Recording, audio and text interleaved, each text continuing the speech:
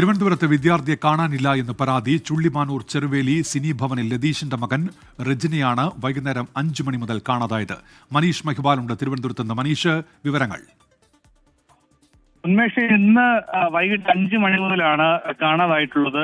അതായത് ചുള്ളിമാനൂർ ചെറുവേലി സിനി ഭവനിൽ ലതീഷിന്റെ മകനാണ് റജിനെയാണ് ഇന്ന് വൈകുന്നേരം 5 മുതൽ കാണാനായിട്ടില്ല എന്ന രീതിയിലാണ് പരാതി പോലീസ് സ്റ്റേഷനിൽ ലഭിച്ചിട്ടുള്ളത്. കണ്ടുകിട്ടുന്നവർ നെടുമങ്ങാട് പോലീസ് സ്റ്റേഷനിൽ ഇത് സംബന്ധിച്ചുള്ള വിവരം അറിയിക്കണമെന്നാണ് നിലവിൽ.